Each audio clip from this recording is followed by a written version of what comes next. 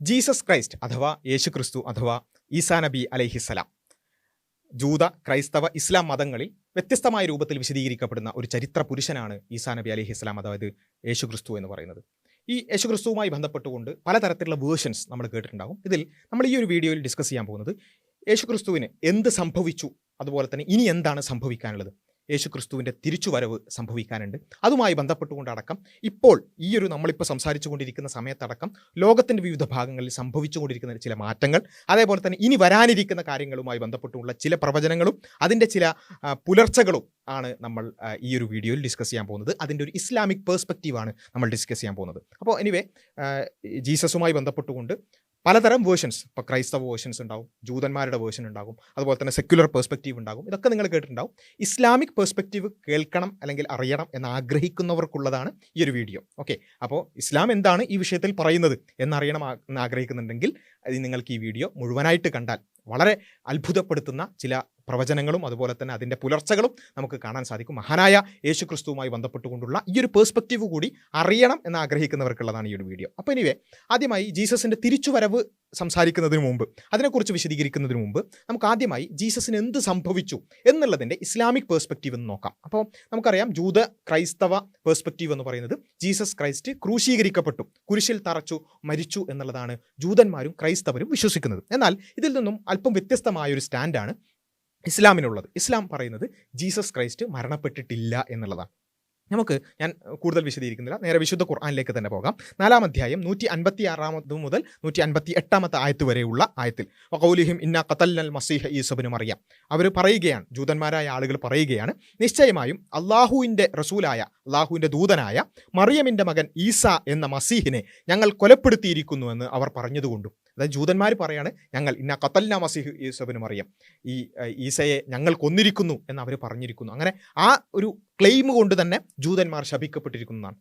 ജീസസിനെ കൊന്നു എന്ന് അവർ ക്ലെയിം ചെയ്തു, അവർ കൊല്ലാൻ ശ്രമിച്ചു എന്നുള്ളതാണ്. അപ്പോൾ അങ്ങനെ ഒരു ക്ലെയിം കൊണ്ട് തന്നെ ജൂതന്മാർ ശപിക്കപ്പെട്ടിരിക്കുന്നു എന്നുള്ളതാണ് വിശുദ്ധ ഖുർആനിൻ്റെ വേർഷൻ എന്ന് പറയുന്നത്. എന്നാൽ വാസ്തവമാകട്ടെ, എന്താണ് അതിൻ്റെ യാഥാർത്ഥ്യം? വമാ ഖതലൂഹു വമാ സ്വലബൂഹു, അവർ അദ്ദേഹത്തെ കൊലപ്പെടുത്തിയിട്ടുമില്ല, അവർ അദ്ദേഹത്തെ ക്രൂശിച്ചിട്ടുമില്ല താനും. അപ്പോൾ ഈസാ നബിയെ, മസീഹിനെ, അതായത് ജീസസ് ക്രൈസ്റ്റിനെ അവർ എന്ത് ചെയ്തിട്ടില്ല?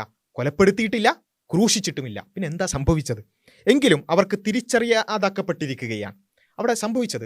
ഇപ്പം അവിടെ ഒരു ക്രൂശീകരണം നടന്നിട്ടുണ്ടല്ലോ ചരിത്രത്തിൽ എന്ന് നമുക്ക് കാണാൻ പറ്റും. യേശുവിനെ തന്നെയാണ് ക്രൂശീകരിക്കാൻ ശ്രമിച്ചത്.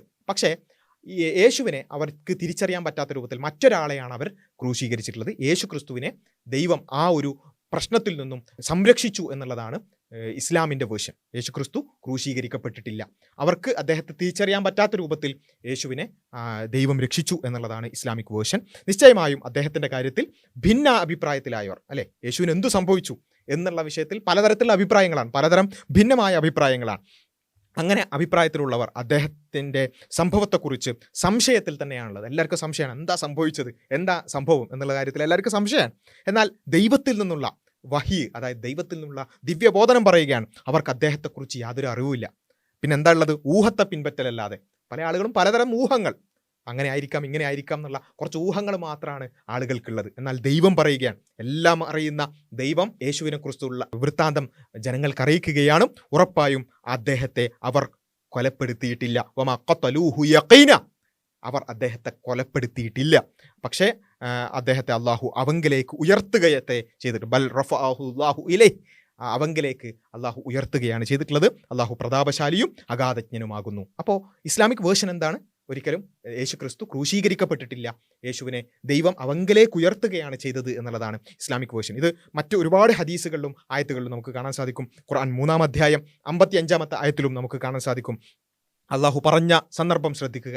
ഈസ, അല്ലേ, യാ ഈസ, തീർച്ചയായും നിന്നെ നാം പൂർണ്ണമായി ഏറ്റെടുക്കുകയും എൻ്റെ അടുക്കലേക്ക് നിന്നെ ഉയർത്തുകയും സത്യനിഷേധികളിൽ നിന്ന് നിന്നെ നാം ശുദ്ധമാക്കുകയും. എന്ന് വെച്ചാൽ സത്യനിഷേധികൾ യേശുവിനെ കൊല്ലാനാണ് ശ്രമിച്ചത്. പക്ഷേ അവിടെ തിരിച്ചറിയാൻ പറ്റാത്ത രൂപത്തിൽ മറ്റൊരാളെ, അതേപോലെയുള്ള മറ്റൊരാളെ അവർ ക്രൂശീകരിക്കുന്ന രൂപത്തിൽ സത്യനിഷേധികളിൽ നിന്നും യേശുവിനെ അള്ളാഹു, അതായത് ദൈവം ശുദ്ധമാക്കുകയും നിന്നെ പിന്തുടർന്നവരെ ഉയർത്തെഴുന്നേൽപ്പിന്റെ നാൾ വരേക്കും സത്യനിഷേധികളെക്കാൾ ഉന്നതരാക്കുകയും ചെയ്യുന്നതാണ് എന്നുള്ളതാണ് അവിടെ വിശുദ്ധ ഖുർആനിന്റെ വേർഷൻ എന്ന് പറയുന്നത്. അപ്പം യേശു ക്രിസ്തു മരണപ്പെട്ടിട്ടില്ല, ക്രൂശീകരിക്കപ്പെട്ടിട്ടില്ല, ദൈവത്തിങ്കിലേക്ക് ഉയർത്തപ്പെടുകയാണ് ചെയ്തത് എന്നുള്ളതാണ് മുസ്ലിങ്ങൾ വിശ്വസിക്കുന്നത്. ഇനി തിരിച്ചുവരവിലേക്ക് വരുന്നതിനു മുമ്പ് ക്രൈസ്തവരാകട്ടെ, ജൂതന്മാരാകട്ടെ, മുസ്ലിങ്ങളാകട്ടെ, എല്ലാവരും ഒരു അന്ത്യനാളിനെ കുറിച്ചുള്ള പലതരത്തിലുള്ള കാര്യങ്ങൾ വിശ്വസിക്കുന്നതായിട്ടും പറയുന്നതായിട്ടും നമ്മളെല്ലാവരും കേട്ടിട്ടുണ്ടാവും അല്ലേ. ഒരു ലോകാവസാനം സംഭവിക്കുന്നതുമായി ബന്ധപ്പെട്ടുള്ള പല പേഴ്സ്പെക്റ്റീവുകൾ നിങ്ങൾ കേട്ടിട്ടുണ്ടാവും. അതിൽ ആൻറ്റി ക്രൈസ്റ്റ്, അതുപോലെ തന്നെ ജീസസിൻ്റെ തന്നെ തിരിച്ചുവരവ്, പല രൂപത്തിൽ വിശദീകരിക്കുന്ന വിവിധ മതദർശനങ്ങളെക്കുറിച്ച് നമ്മൾ കേട്ടിട്ടുണ്ടാവും. ഇതിൽ ഇസ്ലാമിൻ്റെ പേഴ്സ്പെക്റ്റീവ് മനസ്സിലാക്കാം.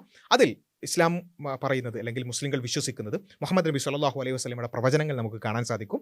ഒരു ദജ്ജാൽ കടന്നു വരാനുണ്ട്. ദജ്ജാൽ എന്ന് പറഞ്ഞാൽ ഭൂമിയിൽ മുഴുവൻ കുഴപ്പമുണ്ടാക്കുന്ന ഒരാൾ കടന്നു വരാനുണ്ട്. ആ ഭൂമിയിൽ മുഴുവൻ അയാൾ കുഴപ്പമുണ്ടാക്കും. മക്കയിലേക്കും മദീനത്തേക്കും ഒഴികെ ബാക്കി എല്ലായിടത്തേക്കും അയാൾ പോവുകയും പ്രശ്നങ്ങൾ ഉണ്ടാക്കുകയും ചെയ്യും എന്നുള്ളതാണ്. ആ ദജ്ജാലുമായി ബന്ധപ്പെട്ടുകൊണ്ടുള്ള ഒരുപാട് വിവരങ്ങളുണ്ട്. അത് വിശദീകരിക്കാനുള്ള വീഡിയോ അല്ലാത്തത് കൊണ്ട് തന്നെ അതിലേക്ക് കൂടുതലായി പോകുന്നില്ല. പക്ഷേ ആ ദജ്ജാലിനെ കുറിച്ച് നമുക്ക് ഹദീസുകളിലും മുസ്ലിം പേഴ്സ്പെക്റ്റീവിലുള്ള മുഹമ്മദ് നബി സല്ലല്ലാഹു അലൈഹി വസല്ലമയുടെ പ്രവചനങ്ങളിലൂടെ നമുക്ക് കാണാൻ സാധിക്കുന്നത് ആ ദജ്ജാലിനെ അനുഗമിക്കുന്നത് ജൂതന്മാരായിരിക്കും എന്നുള്ളതാണ്. പ്രത്യേകിച്ച് വളരെ സ്പെസിഫിക് ആയിട്ടും സ്വഹീഹ് മുസ്ലിമിൽ ഉദ്ധരിക്കുന്ന ഒരു ഹദീസിൽ നമുക്ക് കാണാൻ സാധിക്കും, അസ്ബഹാനിലെ യഹൂദന്മാരിൽ നിന്നും 70,000 പേർ ദജ്ജാലിനെ പിന്തുടരുന്നുള്ള. അസ്ബഹാൻ എന്ന് പറഞ്ഞാൽ ഇന്ന് ഇറാനിൻ്റെ ആ ഒരു പേർഷ്യയുമായി ബന്ധപ്പെട്ടുള്ള ആ ഭാഗത്താണ് അസ്ബഹാൻ എന്ന് പറയുന്ന പ്രദേശം നമുക്ക് കാണാൻ സാധിക്കുക. ഇതിൽ നമ്മൾ പ്രത്യേകം ശ്രദ്ധിക്കേണ്ടത് ഇനി അങ്ങോട്ടുള്ള കാര്യങ്ങൾ പലതും ഇപ്പോൾ സംഭവിച്ചതും ഇനി സംഭവിക്കാനിരിക്കുന്നതുമായിട്ടുള്ള കാര്യങ്ങളാണ്. ഇതെങ്ങനെയാണ് 1400 വർഷങ്ങൾക്ക് മുമ്പേ ഈ ഒരു പ്രവചനം മുഹമ്മദ് നബി സല്ലല്ലാഹു അലൈഹി വസല്ലം നടത്തിയിട്ടുണ്ട്. പക്ഷേ എങ്ങനെയാണ് അത് സംഭവിക്കാൻ പറ്റുന്ന രൂപത്തിലേക്ക് കാര്യങ്ങൾ മാറി മറിയുന്നത് എന്നും ഇപ്പോൾ നമ്മുടെ കൺമുന്നിൽ അതെങ്ങനെയാണ് സംഭവിക്കുന്നത് എന്നുള്ളത് നിങ്ങൾ കൃത്യമായിട്ട് മനസ്സിലാക്കണം. ഈ അസ്ബഹാൻ എന്ന് പറയുന്ന പ്രദേശത്ത് ജൂതന്മാരുണ്ട്. ഇപ്പോഴും നമുക്ക് പരിശോധിച്ച് നോക്കിയാൽ ഇറാനിൽ ഈ അസ്ബഹാൻ പ്രദേശമായിട്ട് അസ്ഫഹാൻ എന്ന് നമ്മൾ പറയുന്ന, ഇപ്പോൾ ജസ്റ്റ് ഗൂഗിൾ ചെയ്തൊക്കെ തന്നെ നമുക്ക് മനസ്സിലാകുന്ന രൂപത്തിൽ അവിടെ ജൂതന്മാരുണ്ട്. ഒന്ന് ആലോചിച്ച് നോക്കുക, ഇസ്രയേൽ എന്ന് പറയുന്ന ഒരു ജൂതരാഷ്ട്രം രൂപീകരിക്കുന്നു. അവിടേക്ക് ലോകത്തിൻ്റെ വിവിധ ഭാഗങ്ങളിൽ, മിഡിൽ ഈസ്റ്റിന് പ്രത്യേകിച്ചും, അതുപോലെ തന്നെ ഇന്ത്യയിൽ നടക്കം നമ്മുടെ മട്ടാഞ്ചേരി അടക്കമുള്ള ജൂതന്മാരൊക്കെ പോയി അല്ലേ. എല്ലാവരും അവരവരുടെ രാജ്യത്തേക്ക് വിട്ടെറിഞ്ഞുകൊണ്ട് അവരുടെ മതരാഷ്ട്രത്തിലേക്ക് പോയി. ഭൂരിപക്ഷം ജൂതന്മാരും ആ ഇസ്രായേലിലേക്ക് പോയി. എന്നിട്ടും ഇറാൻ എന്ന് പറയുന്ന, പ്രത്യേകിച്ച് മനസ്സിലാക്കണം, ഇറാൻ എന്ന് പറഞ്ഞാൽ ഏത് രാജ്യമാണ്? ഇറാൻ എന്ന് പറയുന്ന രാജ്യം ഇസ്രായേലുമായി അത്രമാൽ വലിയ ഹോസ്റ്റിലിറ്റി ഉള്ളൊരു രാജ്യമാണ്. അങ്ങനെയുള്ള രാജ്യമായിട്ട് പോലും ആ അസ്ഫഹാൻ പ്രദേശത്ത് എന്തുണ്ട്? ജൂതന്മാരുണ്ട്. അവരുടെ ആരാധനകളും അതുപോലെ തന്നെ സ്വാതന്ത്ര്യങ്ങളൊക്കെ ആയിട്ട്, പ്രത്യേകിച്ചും ഈ ഗവൺമെൻറ് അടക്കം, ഇറാൻ ഗവൺമെൻറ് അടക്കം അവരെ വലിയ രൂപത്തിൽ ട്രീറ്റ് ചെയ്തുകൊണ്ട് അവരവിടെ തന്നെ നിൽക്കുകയാണ്. അവരുടെ വസ്ത്രത്തെക്കുറിച്ചടക്കം ഈ ഹദീസുകളിൽ നമുക്ക് കാണാൻ സാധിക്കും. അതേ രൂപത്തിൽ തന്നെ അവർ വസ്ത്രം ധരിക്കുന്നതായിട്ടൊക്കെ നമുക്ക് കാണാൻ സാധിക്കും. ഇതെങ്ങനെ സംഭവിക്കുന്നു അല്ലേ? ലോകത്തിൻ്റെ പലതരത്തിലുള്ള ജിയോ പൊളിറ്റിക്സിൽ പലതരം മാറ്റങ്ങൾ ഉണ്ടാകും. പക്ഷേ ആ മാറ്റങ്ങളൊക്കെ ഉണ്ടാകുമ്പോഴും ഈ പ്രവചനം സംഭവിക്കുന്ന രൂപത്തിലേക്ക് കാര്യങ്ങൾ മാറി മറിയുന്നു. ഇപ്പോഴും അസ്ഫഹാനിൽ എന്തുണ്ട്?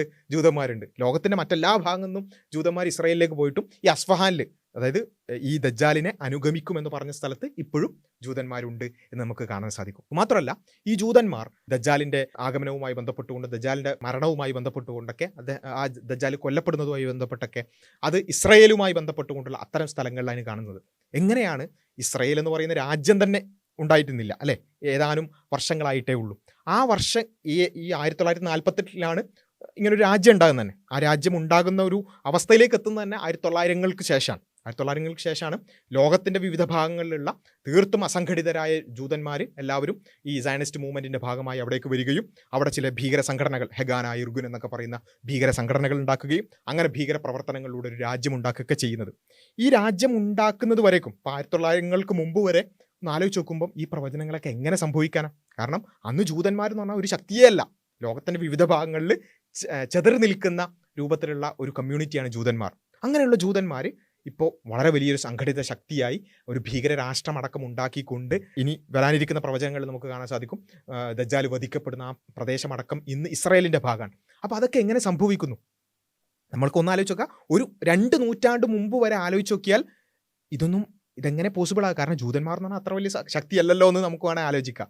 പക്ഷേ ഇപ്പം നമ്മൾ നമ്മുടെ കൺമുന്നിൽ വെച്ച് കാണുകയാണെന്ത്? ജൂതന്മാർ സംഘടിക്കുന്നു, അവർ ഒരു ഭീകര രാഷ്ട്രമുണ്ടാക്കുന്നു, അവർ അത്തരത്തിലുള്ള പ്രവർത്തികൾ ചെയ്യുന്നു, ലോകത്തെ മുഴുവൻ ഞെട്ടിപ്പിക്കുന്ന രൂപത്തിലുള്ള അത്രമേൽ ഹീനമായ പ്രവർത്തികൾ ചെയ്യുന്നു. ഇതൊക്കെ നമ്മുടെ മുമ്പിൽ കാണുകയാണ്.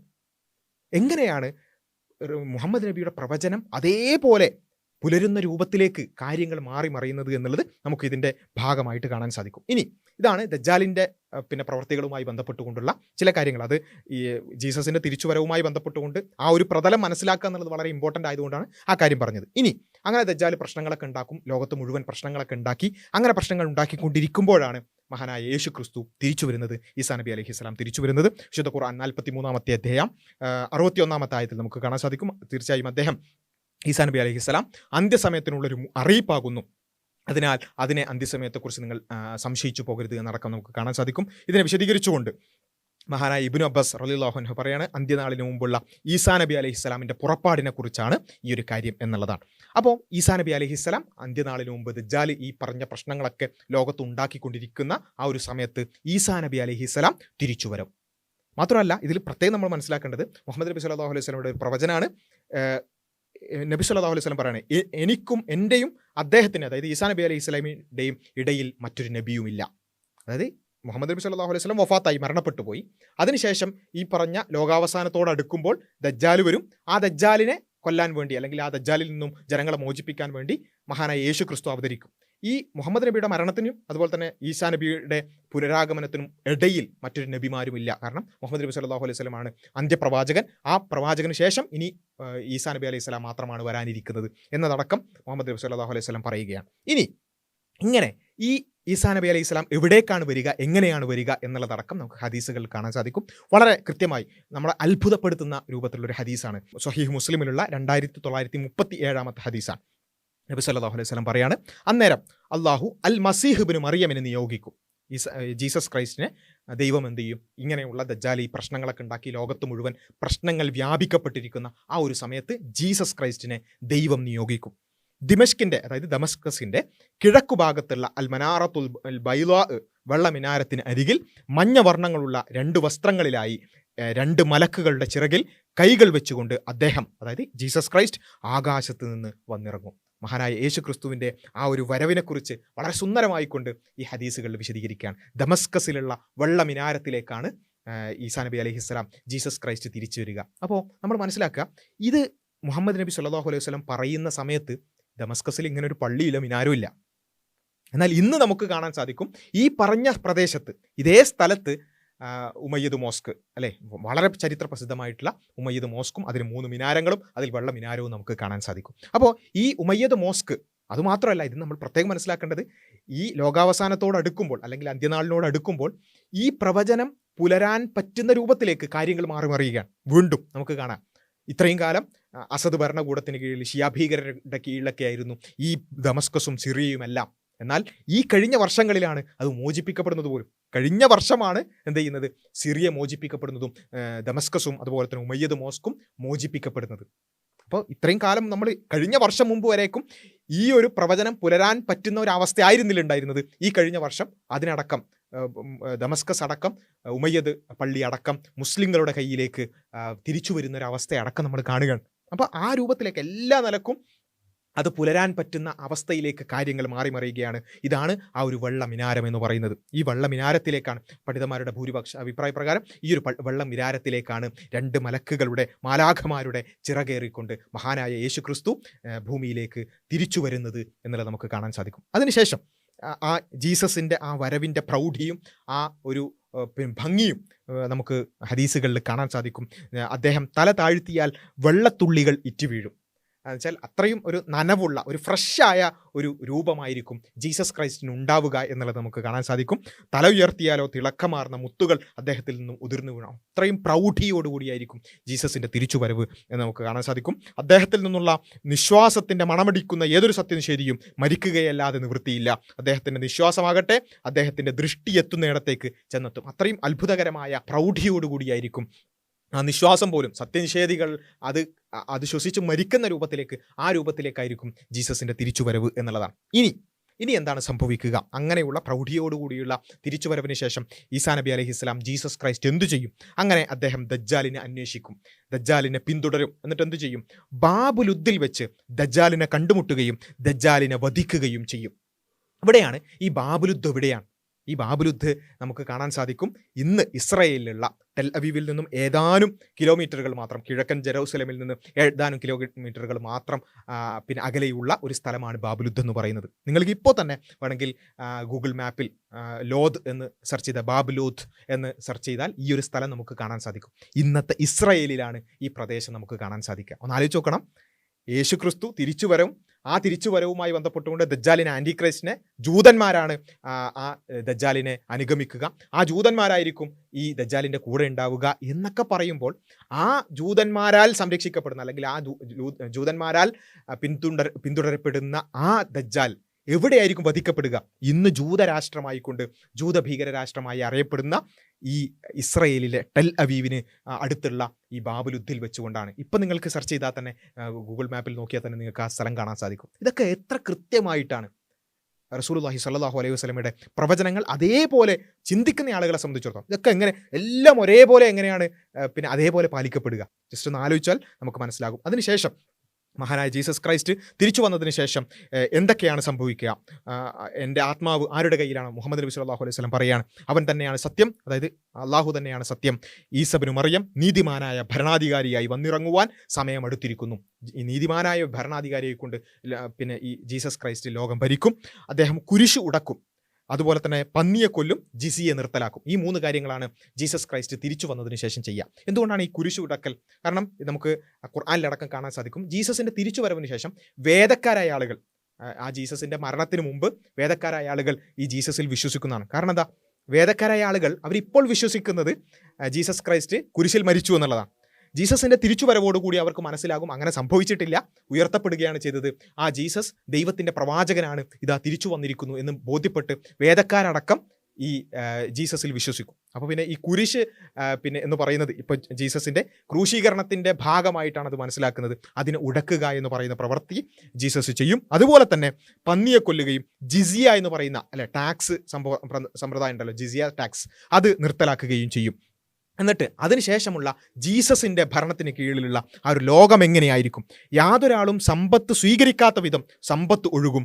എത്രത്തോളം എന്നാൽ ഭൗതിക ലോകത്തെക്കാളും അതിലുള്ള ഭൗതിക സുഖങ്ങളെക്കാളും ഒരു സുജൂദ് ഉത്തമമായി തീരുന്ന ഒരവസ്ഥ ഉണ്ടാവും. അത്രമേൽ സമൃദ്ധമായ കാലമായിരിക്കും ജീസസിൻ്റെ കീഴിലുള്ള ആ ഒരു ജീസസ് തിരിച്ചു വന്നതിന് ശേഷമുള്ള ലോകം എന്ന് പറയാം. അത്രത്തോളം സമൃദ്ധമായിരിക്കും. ഒരു സുജൂദ്, ഒരു പ്രോസ്ട്രേഷൻ, ദൈവത്തിന് മുമ്പിലുള്ള ആ ഒരു സുജൂദ് അത്രമേൽ ഉത്തമമാകുന്ന ഒരവസ്ഥയുണ്ടാകും. അബൂ ഹുറൈറ റളിയല്ലാഹു അൻഹു പറയാണ്, ഈ ഒരു ആയത്തിനെ ഉദ്ധരിച്ചുകൊണ്ട്, വേദക്കാരിൽ ആരും തന്നെ അദ്ദേഹത്തിന്റെ ഈസയുടെ മരണത്തിന് മുമ്പ് അദ്ദേഹത്തിൽ വിശ്വസിക്കാത്തവരായി ഉണ്ടാവുകയില്ല. അതേപോലെ തന്നെ ഉയർത്തെഴുന്നേൽപ്പിന്റെ നാളിലാകട്ടെ അദ്ദേഹം അവർക്കെതിരിൽ സാക്ഷികളാവുകയും ചെയ്യും. വേദക്കാരായ ആളുകൾ, പ്രത്യേകിച്ചും ക്രൈസ്തവരായ ആളുകൾ ജീസസിനെ ദൈവപുത്രൻ എന്ന് വിളിച്ചു അല്ലെ. എന്നാൽ യഥാർത്ഥത്തിൽ ജീസസ് ദൈവത്തിന്റെ പ്രവാചകനായിരുന്നു. അങ്ങനെ ദൈവത്തിന്റെ പ്രവാചകനായ ജീസസ് തന്നെ ദൈവപുത്രൻ എന്ന് വിളിച്ചവർക്കെതിരിൽ സാക്ഷിയാവുന്ന ഒരു അവസ്ഥ അന്ത്യനാളിൽ ഉണ്ടാവും എന്നതടക്കം നമുക്ക് ഹദീസുകളിൽ കാണാൻ സാധിക്കുന്നതാണ്. അപ്പോൾ എനിവേ ഇങ്ങനെ ജീസസ് തിരിച്ചു വരും. വളരെ സമൃദ്ധമായ, വളരെ സുന്ദരമായ ഒരു കാലഘട്ടം,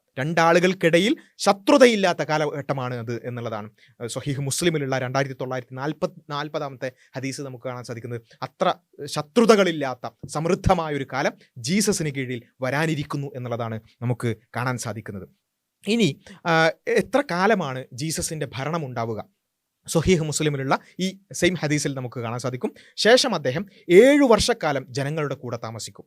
ഈ ജീസസിൻ്റെ തിരിച്ചുവരവിന് ശേഷം 7 വർഷമാണ് ജീസസ് നമ്മുടെ കൂടെ, അല്ലെങ്കിൽ അന്നത്തെ ജനങ്ങളുടെ കൂടെ ഉണ്ടാവുക എന്നുള്ളതാണ്. മറ്റൊരു ഹദീസിൽ നമുക്ക് കാണാൻ സാധിക്കും, നബി സല്ലല്ലാഹു അലൈഹി വസല്ലം പറയാണ്, അങ്ങനെ ഈസ 40 വർഷം ഭൂമിയിൽ താമസിക്കുകയും ശേഷം മരണപ്പെടുകയും ചെയ്യും. ഇങ്ങനെ താമസിച്ചതിന് ശേഷം പിന്നെ ജീസസ് മരണപ്പെടാനിരിക്കുന്നുണ്ട്. അപ്പോൾ അദ്ദേഹത്തിന് മുസ്ലിങ്ങൾ ജനാസ നിസ്കരിക്കും. മുസ്ലിങ്ങൾ എന്ന് പറഞ്ഞാൽ നമ്മൾ മനസ്സിലാക്കേണ്ട ഏതെങ്കിലും ജാതിയല്ല. മുസ്ലിം എന്ന് പറഞ്ഞാൽ ഈ ജീസസിൻ്റെയും മുഹമ്മദ് നബിയുടെയും മോസസിൻ്റെ എല്ലാവരുടെയും ദൈവമായ ഏകനായ സട്ടാവിന് സമർപ്പിച്ച ആളുകൾ, അങ്ങനെ സമർപ്പിച്ചവർ എന്നുള്ളതാണ് മുസ്ലിം എന്നുള്ള പദത്തിൻ്റെ അർത്ഥം. അങ്ങനെ സമർപ്പിച്ചവരായ മുസ്ലിങ്ങളായ ആളുകൾ, അതായത് ജീസസിൻ്റെ അനുയായികളായ ആളുകൾ, അവരെന്ത് ചെയ്യും? ജീസസിന് ജനാസ നിസ്കരിക്കും, മയ്യത്ത് നിസ്കരിക്കും എന്നുള്ളതാണ്. അപ്പോൾ ഇവിടെ നമുക്ക് കാണാൻ സാധിക്കും, ഒരു ഹദീസിൽ പറയുന്നത് 7 വർഷം എന്നാണ്, മറ്റേ ഹദീസിൽ പറയുന്നത് 40 വർഷം എന്നാണ്. ഇത് നമുക്ക് കാണാൻ സാധിക്കുന്നത് ജീസസ് ആദ്യത്തെ വരവിൽ, അതായത് ആദ്യം ജനിച്ചതിന് ശേഷം ഉയർത്തപ്പെടുന്നത് വരേക്കും 33 വർഷമാണ് ഈ ലോകത്ത് ജീവിച്ചത് എന്നും, തിരിച്ച് ഇനി അതിനുശേഷം ഉയർത്തപ്പെടുകയും ഇനി തിരിച്ചു വന്നതിന് ശേഷം 7 വർഷമായിരിക്കും ജീസസ് ഉണ്ടാവുക. ഇതാണ് ഭൂരിപക്ഷ പണ്ഡിതന്മാരും പിന്നെ അഭിപ്രായപ്പെട്ടിട്ടുള്ളത്. അപ്പോൾ എനിവേ ഇനി തിരിച്ചു വരവിന് ശേഷം 7 വർഷമാണ് ജീസസ് നമ്മുടെ കൂടെ ഉണ്ടാവുക. ടോട്ടൽ 40 വർഷമാണ് ജീസസ് ഈ ഒരു ലോകത്ത് ജീവിക്കുക എന്നുള്ളതാണ് നമുക്ക് കാണാൻ സാധിക്കുക. അപ്പം ഇനിവേ ഞാൻ വളരെ വിശദീകരിക്കേണ്ട കാര്യങ്ങളാണ് ആൻറ്റി ക്രൈസ്റ്റിൻ്റെ ദജ്ജാലിൻ്റെ വരവും ദജ്ജാലിൻ്റെ പ്രവർത്തികളും, അതുപോലെ തന്നെ അതിനുശേഷം ജീസസ് ക്രൈസ്റ്റിൻ്റെ യേശുക്രിസ്തുവിൻ്റെ തിരിച്ചുവരവും, അതിനുശേഷം ലോകത്ത് വിവിധ ഭാഗങ്ങളിൽ സംഭവിക്കുന്ന യുദ്ധങ്ങളും, അതിനുശേഷം സംഭവിക്കുന്ന സമൃദ്ധമായ കാലഘട്ടവും, ഇതൊക്കെ വളരെ വിശദമായി വിശദീകരിക്കേണ്ട കാര്യങ്ങളാണ്. അത് വളരെ ചുരുക്കി പറയുമ്പോൾ വളരെ പ്രധാനപ്പെട്ട പല കാര്യങ്ങളടക്കം മിസ്സായി പോയിട്ടുണ്ട് എന്നുള്ളത് വളരെ ഷുവറാണ്. എന്നാലും ചുരുക്കി ഈ കാര്യങ്ങളൊന്ന് അവതരിപ്പിക്കുക എന്നുള്ളതാണ് ഉദ്ദേശിച്ചിട്ടുള്ളത്. അപ്പോൾ എനിവേ ഈ വിഷയങ്ങളെക്കുറിച്ച് കൂടുതൽ അറിയാനും പഠിക്കാനും ശ്രമിക്കണം എന്നുള്ളതാണ് ഇത് കേൾക്കുന്ന എല്ലാവരോടും എനിക്ക് അപേക്ഷിക്കാനുള്ളത്. ജീസസിനെ കുറിച്ച്, ജീസസിൻ്റെ തിരിച്ചുവരവിനെക്കുറിച്ച്, അത് മാത്രമല്ല ജീസസ് പഠിപ്പിച്ച ആശയത്തെക്കുറിച്ച്, ആദർശത്തെക്കുറിച്ച് നമ്മൾ പഠിക്കേണ്ടതുണ്ട്. ജീസസ് പറഞ്ഞത് എന്നെ ആരാധിക്കൂ എന്നുള്ളതല്ല, എന്നെ സൃഷ്ടിച്ച എൻ്റെ കർത്താവിനെ ആരാധിക്കൂ എന്നുള്ളതാണ്. എൻ്റെ സട്ടാവിനെ ആരാധിക്കുക. അതാണ് ഇസ്ലാം വളരെ കൃത്യമായിക്കൊണ്ട് ജനങ്ങളോട് മുഴുവൻ പറയുന്നത്. നിങ്ങൾ ജീസസിനെ അല്ല ആരാധിക്കേണ്ടത്, ജീസസിൻ്റെ സട്ടാവിനെയാണ്. മുഹമ്മദ് നബിയെ നിങ്ങൾ ആരാധിക്കരുത്, മുഹമ്മദ് നബിയുടെ സട്ടാവിനെയാണ് നിങ്ങൾ ആരാധിക്കേണ്ടത്. മോസസിനെ അല്ല ആരാധിക്കേണ്ടത്, മോസസിൻ്റെ സട്ടാവിനെയാണ് ആരാധിക്കേണ്ടത്. വളരെ സുന്ദരമായ ആശയമാണ്. നമ്മൾ ഇതുമായി ബന്ധപ്പെട്ടുകൊണ്ട് അത്തരം ആശയങ്ങളെക്കുറിച്ച് കൂടി, ജീസസിനെ കുറിച്ച് ആലോചിക്കുന്ന, അതിനെക്കുറിച്ച് ചിന്തിക്കുന്ന ഈ ഒരു സന്ദർഭത്തിൽ ജീസസ് എന്തു പഠിപ്പിച്ചു, മുഹമ്മദ് നബി എന്തു പഠിപ്പിച്ചു, ആ ആദർശത്തെക്കുറിച്ച് കൂടി കൂടുതൽ അറിയാനും പഠിക്കാനും ശ്രമിക്കണം. ഒന്നുമില്ല, വളരെ വർഗീയതയില്ലാത്ത, വിഭാഗീയതയില്ലാത്ത സന്ദേശമാണിത്. ആരെയും അല്ല ആരാധിക്കേണ്ടത്, അതിൻ്റെയൊക്കെ കർത്താവിനെയാണ്, അതിൻ്റെയൊക്കെ സട്ടാവിനെയാണ് ആരാധിക്കേണ്ടത്. ആരെയും അല്ല.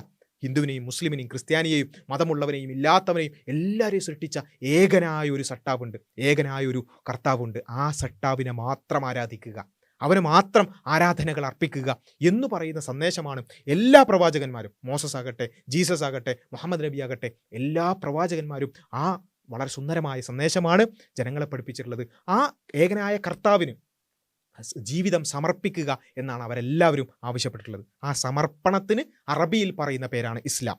ഇസ്ലാം എന്ന പദത്തിൻ്റെ അർത്ഥം സമർപ്പണം എന്നുള്ളതാണ്. നമ്മുടെ ഏകനായ കർത്താവിന്, ഏകനായ സട്ടാവിന് നമ്മുടെ ജീവിതം സമർപ്പിക്കുന്നതിന് പറയുന്ന പേരാണ് ഇസ്ലാം. അങ്ങനെ സമർപ്പിച്ചവർക്ക് പറയുന്ന പേരാണ് മുസ്ലിം. അപ്പോൾ ആ ഒരു ആശയത്തെക്കുറിച്ച് കൂടി, ജീസസ് അടക്കം പഠിപ്പിച്ച ആശയത്തെക്കുറിച്ച് കൂടി അറിയാനും പഠിക്കാനും ശ്രമിക്കണേ എന്ന് മാത്രം ആവശ്യപ്പെട്ടുകൊണ്ട് അവസാനിപ്പിക്കുകയാണ്. അസ്സലാമു അലൈക്കും വറഹ്മത്തുള്ളാഹി.